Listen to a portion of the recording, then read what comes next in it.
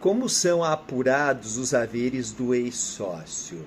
Olha só, os haveres, eles são apurados através de um balanço chamado de determinação, como estabelece o artigo 1031 do Código Civil. Esse artigo, ele é aplicado para as sociedades simples, ele é aplicado para as sociedades limitadas e também para as sociedades anônimas de capital fechado, para fazer a apuração dos haveres de um sócio que é excluído, de um sócio que faleceu, de um sócio que teve uma incapacidade superveniente, então do sócio que pediu para se retirar da sociedade, tá? Para todas essas situações, eu vou aplicar então esse artigo do Código Civil que ele diz: nos casos em que a sociedade se resolver, quais são as causas de resolução da sociedade? Por morte, por retirada, por exclusão, né, do sócio e uma incapacidade superveniente. Estou aqui citando as principais causas. Né? Retirada é aquela que o sócio pede para sair. Excluir, eu tenho aqui vídeos sobre cada uma dessas situações. Direito de retirada, o sócio pede para sair voluntariamente. Exclusão ou expulsão, quando os demais sócios pedem para excluir esse sócio. Então, são causas de resolução da sociedade. Morte do sócio, ele passa ou pode passar a ter aí uma incapacidade superveniente, como mal de Alzheimer. Tá? Você tem aí vídeos específicos sobre isso. Para você que não me conhece, deixa eu me apresentar antes de mais nada. Sou Robson Zanetti, advogado desde 1995. Tive a oportunidade de estudar em alguma das instituições de direito mais renomadas do mundo. Realizei 2 cursos de pós-graduação, um em Direito Processual Civil, outro em Direito da Recuperação de Empresas, na Itália, em Milão, na Università Statale degli Studi di Milano. Saí de lá, fui para Paris. No primeiro momento, estudei na Université de Paris-Dauphine, onde fiz um curso no Brasil equivalente ao mestrado em Direito dos Negócios, chamado Droit des Affaires. Terminei aí este curso, fui fazer por 3 anos o curso de Doctorat en Droit, doutorado em Direito, na Université de Paris 1, Panthéon-Sorbonne, tá bom? Então vou te passar aqui meu conhecimento teórico, prático, que eu tenho com relação a dissolução societária parcial, dissolução societária total, e não só da legislação brasileira, da doutrina, da jurisprudência, como do direito italiano, do direito francês, do direito espanhol, do direito português, em parte, do direito alemão. Então, eu tenho experiência nesse assunto aí, não só daqui, de todos esses países aí, para vocês saberem que funciona praticamente da mesma maneira, só que acontece, esses outros países eles estão num patamar muito mais alto, eles estão muito na frente do Brasil. E eu consigo trazer esse conhecimento de lá para a gente poder aplicar aqui também. Então vejam, se resolver com relação a um dos sócios, complementando, atuei em causas relevantes também de dissolução societária, causas maiores brigas aí do Brasil, superior aí a valor de R$1 bilhão hoje, tá? O valor da sua cota, considerada pelo montante efetivamente realizado, liquidar-se-á, tá? Liquidar-se-á. O que é feita essa liquidação? É feito ali um levantamento do ativo, do passivo, paga-se o passivo, o saldo remanescente ele é distribuído, dividido então entre os sócios, conforme a sua participação no capital social. Então, essa apuração dos haveres, quando ela é feita, como que deve ser tratada a sociedade? Como se ela estivesse acabando hoje. Tá? Faz de conta que ela está acabando hoje. Quanto que vale a sociedade? É dessa maneira que ela vai ser avaliada. Não é quanto que vale a sociedade se a gente fosse vendê-la. Né? Não é assim. Aí, há muito tempo, o direito italiano já dizia isso daí, o direito brasileiro não. Estava ali patinando aqui, por exemplo, dizendo que poderia ser utilizado o método de fluxo de caixa descontado para avaliar uma empresa. É uma maneira absurda, porque se deve tratar como se a sociedade estivesse sendo liquidada naquela maneira, mas já vi julgados equivocados, aí nesse sentido, mandando você utilizar o critério do fluxo de caixa descontado. Somente é permitido a utilização do fluxo de caixa descontado, a meu ver, se estiver previsto no contrato social. Caso contrário, ele não poderá ser utilizado, né? Então, é feita essa liquidação, salvo disposição contratual em contrato. Então, é muito importante que no contrato social sejam estabelecidas ali as condições que vão ser avaliadas as empresas. Por exemplo, quanto tempo que o devedor vai poder, que vai ser a pessoa jurídica, vai poder pagar aí o credor, né, o sócio que saiu, ou então os seus herdeiros, quantas parcelas, qual vai ser o critério de correção. Tudo isso é muito importante já ser colocado no contrato social para evitar brigas aí no futuro, né? Com base na situação patrimonial da cidade. Então não é o último balanço que você vai utilizar, poderia ser de uma maneira excepcional, mas até vamos descartar essa hipótese para que você não pense que vai poder utilizar lá o último balanço. Por que você não vai utilizar o último balanço? Porque de um dia para o outro, né, varia o valor da empresa, ela passa a receber mais, cai aqui o seu faturamento, ganha mais, compra imóvel dali, vende lá, então varia. Então você não vai pegar o último balanço, embora tenha sido aprovado por todos os sócios, porque vai ser feito um balanço especial no momento lá da saída daquele sócio.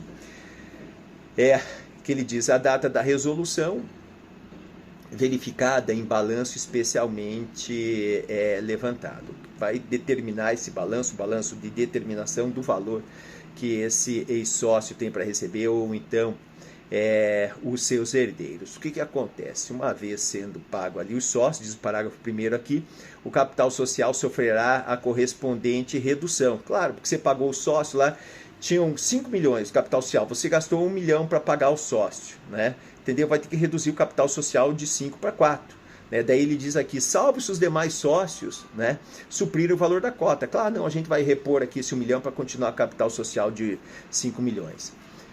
Diz o parágrafo 2º, a cota liquidada será paga em dinheiro. Então veja, o sócio que saiu, que ali os seus herdeiros, eles não são obrigados a acertar bem diferente de dinheiro. Aí é que está. Você poderia estabelecer isso de uma maneira contrária no contrato social. Não está estabelecido, a cota vai ser liquidada e tem que ser paga em dinheiro no prazo de 90 dias. Né? A partir da liquidação é que você vai chegar ao valor de quanto vale a empresa, se for judicialmente, da homologação do laudo judicial. Salvo o acordo, como eu disse, ou estipulação contratual em contrário. Olha, pode ser de uma maneira diferente, os sócios ali se reunirem, fazerem um acordo que vai ser pago diferente de 90 dias, veja, tudo livre entre os sócios, eles podem então fazer isso daí, tá?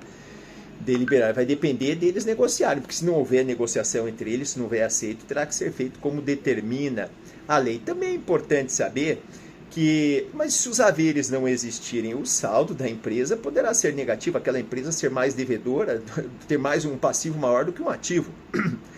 Não é? O que vai acontecer? Daí não tem haveres para receber. Tá, e se não tem haveres para receber, esse sócio que saiu, ele é obrigado lá a repor o capital social para que a sociedade vá ter um saldo positivo? De maneira nenhuma, né? Exceto se ele tivesse obrigado a isso. Mas de maneira nenhuma, porque a principal obrigação do sócio quando ele entra para a sociedade é de ele fazer a contribuição que ele tem para o capital social. Uma vez que ele contribuiu lá, ele provou a sua contribuição, a sua responsabilidade perante os demais sócios e perante terceiros, ela passa a ser limitada. É o que estabelece o artigo 1052 do Código Civil, que é a responsabilidade dele, uma vez integralizou o capital social, como determina o artigo 1055 do Código Civil, ele passa a ter a responsabilidade limitada.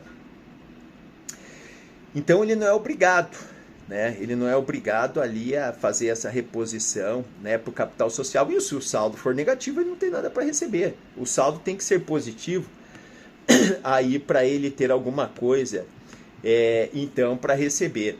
E no caso de falecimento, os herdeiros vão responder se tiver alguma responsabilidade pessoal daquele sócio, em virtude de uma responsabilidade direta, uma desconsideração da personalidade jurídica, de maneira nenhuma, porque a responsabilidade patrimonial é limitada ao devedor, né?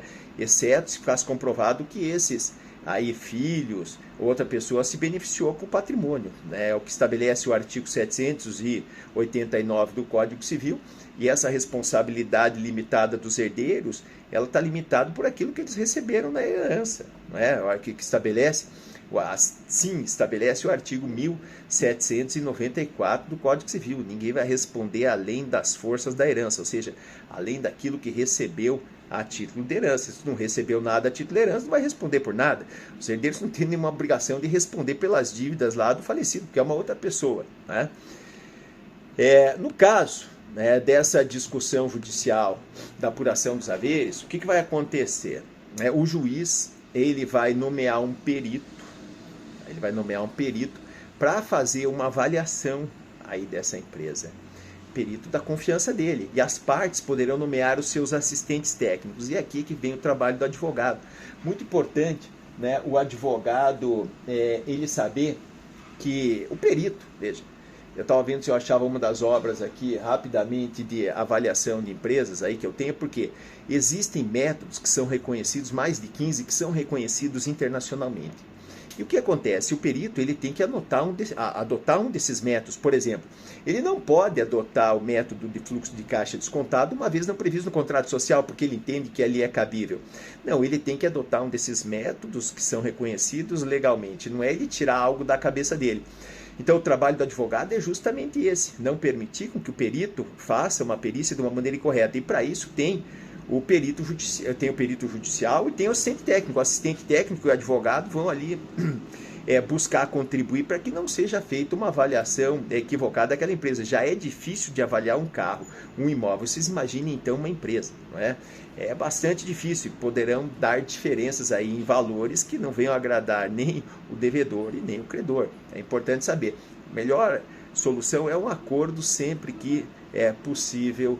Eu já posso aqui adiantar, né, para vocês. Então é importante saber que o perito não pode fazer a perícia como ele quer. Ele tem que seguir esses métodos científicos e que são reconhecidos, como eu disse, internacionalmente, né?